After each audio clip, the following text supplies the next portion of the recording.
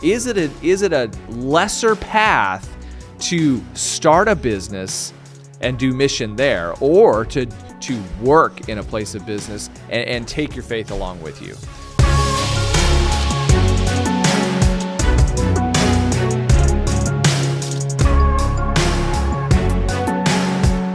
Are you not on the cool team, not on the varsity team, if you're not going into ministry, or if you're not a missionary being chased through the jungles of Africa, having poison darts shot at you? Are you even potentially missing God's calling in your life if you go into business?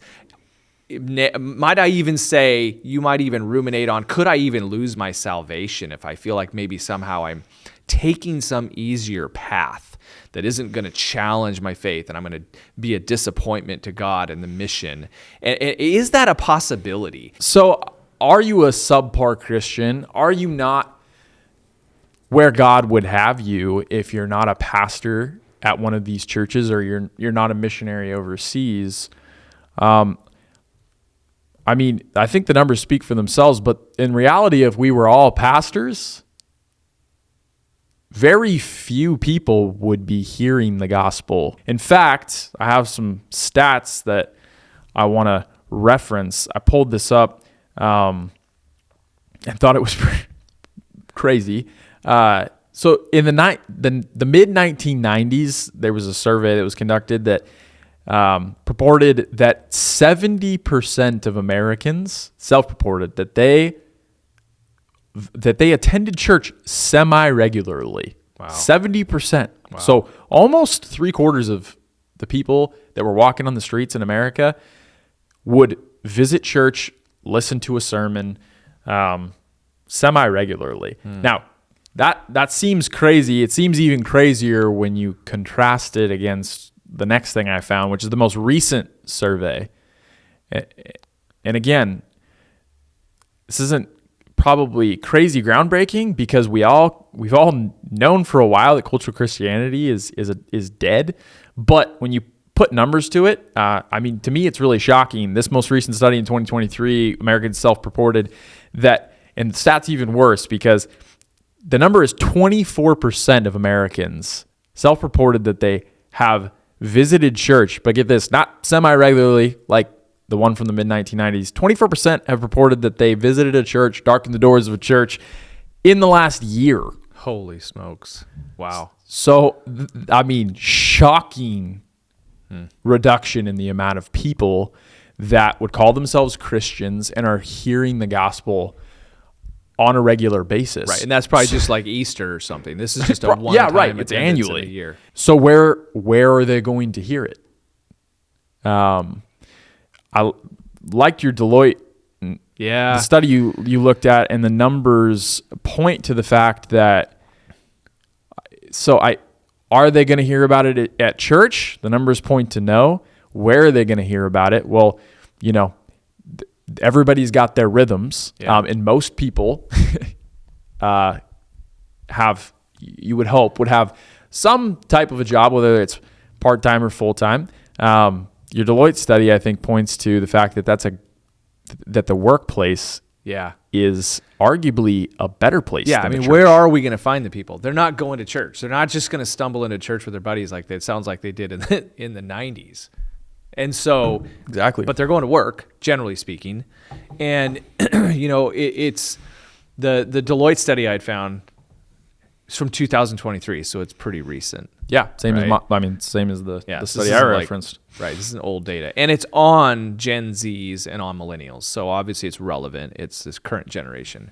This Deloitte study, 22,000 people. So this is not a small sample size. It's not like they went down and, found 100 people in the Starbucks. 22,000 Gen Z millennials say that half of all Gen Z and millennials, 50%, 5 out of 10 people that you talk to are stressed out nearly all or all day long and are suffering from anxiety. That's crazy. It doesn't surprise me, sadly. Yeah. And to dovetail that, Yeah. This is really kind of what connects it to the workplace. The majority of the respondents, over 70% considered mental health and support and emotional support to be a very important consideration when choosing their employer. So what does that tell you? It tells you that probably the opposite of what many of us think. The people that are working for you or the people that are working around you are actually looking for support at a personal level. Their mental health, their spiritual health, they're actually looking for support in those areas in the workplace. Right. That is a key light bulb, I think, that needs to go off in this particular topic, in the consideration of this. So then also I think you tie that to the other stat in the Deloitte study, which maybe you can reference. I'm sure you have it there, which is the number of Gen Zers and millennials that state work is a core part of their identity. Yeah. It comes down to, right. There's this topic of like this basically integration, I think is kind of a term they put on it. And the Gen Zs and the millennials, they are far more apt to consider this tight-knit relationship between work and life, this work-life balance. It's an integration between their work and their social life or their personal life. And they find a high value in that. You know, like my parents and maybe even a little bit your dad probably had a view of work like, hey, I'm grabbing my lunch pail and I'm going down to the mill and I'm going to go do my work and I'm going to come home. And there was a pretty large separation, right, between in those two worlds. In fact, it was more like butt out. I mean, don't ask about my marriage at work. Don't ask about my kids at work. Don't talk about my finances at work. And there really was no real desire to have that like work be involved in your life. But it's interesting because here's another quote from the study, this Deloitte study. The pandemic prompted a rethinking of the role of work and how it plays in their lives. 49% of Gen Zers and 62% of millennials say work is central to their identity and place a strong value on work-life integration. So they're looking for this at work. They're actually desiring to have emotional needs met at work. So, you know, and it's no wonder there's so much global uncertainty. There's so much fear out there right now. I mean, my goodness, UFOs and the reality of the news and the media, the stuff you're seeing. I mean, like you see all this stuff like Satanism is on the rise. You're hearing about literally, I mean, it's really horrifying, but you're hearing about like child sacrifice in Hollywood and, you know, who was it? The guy that just got arrested? Andrew Tate? No. Well, Andrew Tate just got arrested, but Sean Combs, and he's P. Diddy. He's child trafficking. It's just the world's just a mess, right? And geopolitical tensions and threats of nuclear war. So, you know, it isn't. And then when you think about the disruption of the nuclear family, right? The nuclear family is not the place of stability that it used to be. So where are they going to look? I was going to point out, I just was looking up another study that came to mind as we were talking about this, which is, you know, which is great that to piggyback on the fact that the nuclear family is no longer as stable and people can't look there for a sense of identity and belonging. In addition to that, I just heard this the other day, since the 1990s till today, the end of the survey was 2023, ironically as well. The number of men that say that they lack even a single close friend. Wow. So say, I don't have even one close friend. Since the 1990s, the number of men that report that has quintupled. Wow. Yeah. So people are lonely. The world is dark, and they don't have the support systems that they had in the past. Like, well, for one, at least when there was there was cultural Christianity, people felt a belonging to their church. 80% of people in 1937, and we just mentioned over 70% in the 1990s. The nuclear family, people had their family, and people have always had work. But those other two pillars have kind of all but disappeared, or at least are disappearing. Mm-hmm. And so it's no wonder that people are looking to work to be such a source of identity. It's where most of the closest probably relationships they have exist, and it's where they spend tons of their time, obviously. Yeah. I mean, if you think about the potential, for basically building relationships at work, and for having meaningful conversation, meaningful conversation being more than just, how's the weather, talking about things of substance, people sharing things that are important with you. Those things, they happen at work. They're going to happen there. And so you have this entire generation, entire country, the West in general, that is no longer, has a friend anymore. It doesn't even have a friend. Yeah, like who are they talking and they're not to? They're not going to church, but they're going to work. And so the opportunity is huge. I mean, to build relationships with people, to be an example. Just really quick, one of the other things that came out of that Deloitte study was a tremendous sense of financial fear. So they're basically, with interest rates and inflation, they're like, I think over 50% of Gen Zers live paycheck to paycheck. Not a big surprise. Debt is on the rise. And I think, where was it? I don't know if I have it in here, but basically, they're just not able to afford a home, so they don't have that sense of centrality that a home brings you, and just the peace and comfort that brings. So for many, work can start to feel like home. Right. It's a consistent place. Yep. It's where your work family. I mean, a lot of people reference their work family as being like their family. Yeah. Today. Yeah. Yeah. So I think the other thing that contributes to that notion that, being in business might not be equivalent to being in ministry, like varsity Christians are all in ministry, is this feeling that, and God, I'll acknowledge, in the Bible, God calls us to a level of sacrifice, and like Jesus says that we will be persecuted for following Him, and there's been this feeling over the years that if you're not doing ministry, if you're not a pastor, if you're not a missionary, then there's no level of sacrifice, and you're just one of those not as cushy hard business guys. Yeah, exactly. You're just really, it's really just an excuse it's really just an excuse to be all about money and to be about yourself, and it's easy. Yeah. So, is it a cop out to believe what we're saying? Yeah. Well, obviously what what the data shows and what we're talking about, absolutely not. I mean, you got to have eyes to see it, right? I mean, like you can definitely be, you can be in the ministry and coast. Let's be honest. We can be a pastor and coast, just collect tithes and get a paycheck and not really do much to advance your church.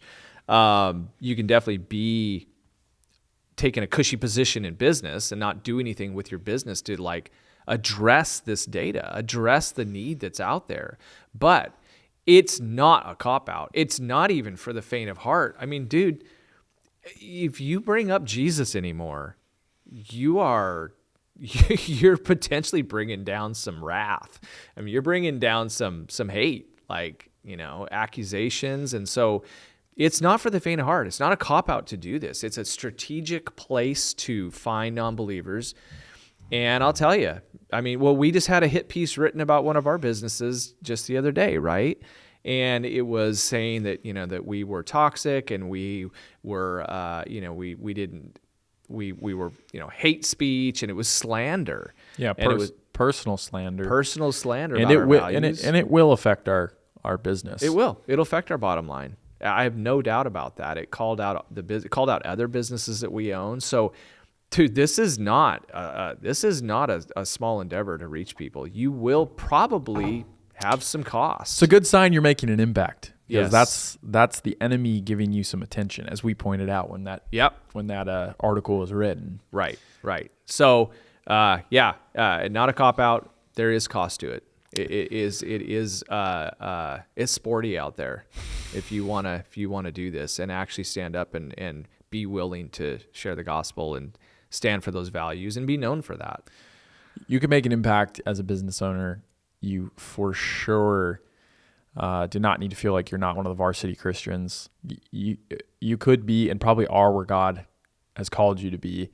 And you should get excited about that. We certainly have, obviously. What are some of the ways, just really quickly in closing, maybe like rapid fire, what are some of the ways then that you've done that with your businesses? Yeah. Oh, for sure. Yeah. I mean, it might be like, how do I use my business for the kingdom? Well, because just really quickly. The reason I'm going there is like I'm envisioning some people are listening to this and they like the idea, but they feel like they're not sure how to do that with as busy as they already are with their business, because it makes it sound like, oh man, I need to start prioritizing having conversations with better my have employees. a Bible study in the morning. Yeah. I guess it's time. So what could people do differently with their businesses that will make an impact and help facilitate conversations and help people see the gospel kind of played out? Yeah. There's certainly, I think just for starts, there is an ethos to a business that is run by God-fearing men and women who have an eternal perspective, right? There's just an ethos there that should be set right out of the gate. And it might not be the tone in your business right now, but it can be. You might have the tone you maybe don't necessarily want. Maybe there's a little bit of fear. Maybe there's a little bit of greed. Maybe there's a little bit of that kind of stuff going on. And the ethos of the first thing you can do is change the tone. Based on the studies that we're reading, people are looking for a place of peace. They're looking for a place to come and feel emotionally supported. They're looking for a place that has a strange calmness to it. And so right out of the gate, change the tone to care about people, slow down, and just have the right ethos, right? And so that just reflects the kingdom. And so that's number one. How does it feel? This is sort of intangible. Number two, you can start getting involved by just taking care of people. And we say, there's a hashtag right over there, generosity encouraged, right? Hashtag generosity encouraged. And so using your business resources to just love people. You have a lot of resources in your business that you probably don't even know you have. Support the church. Support your people. Be generous. Don't be known for taking home every last little dime of profit. This profit's great, but use it for good things. Mm-hmm. Use it to take care of people. Use it to meet the needs of your people. I'm 100% capitalist. Make a lot of money. That's awesome.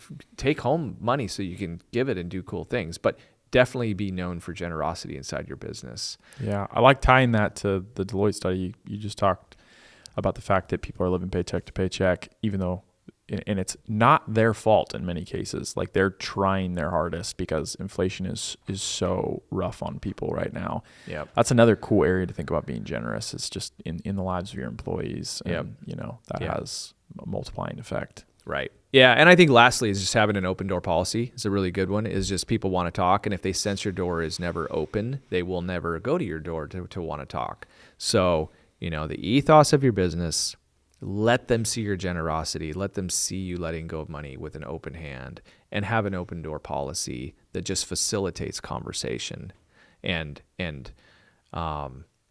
that they know that you're a place of safety and a place they can go to when things are down at home or out in the world. So I think those are three practical outliers. Hey guys, thank you for watching today's episode of the Vertical Business Podcast. If you want to listen to more vertical business content, you can find us on YouTube, Apple Music, Spotify, and we are also now available on X, formerly known as Twitter. So if you guys want to go give us a follow over there, it would mean a lot, as well as subscribe to us on all the other channels.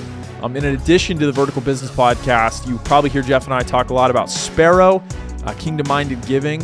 If you are interested more in what we are doing over at Sparrow, you want to subscribe to our newsletter, you want to get in contact with Jeff and I for any reason, we would love if you would go and visit the Sparrow website at gosparrow.com. Sparrow is spelled SPEIRO, and over there again you can interact with us at a deeper level, as well as get access to the materials we talk about on the podcast. We look forward to seeing you guys there. Thanks.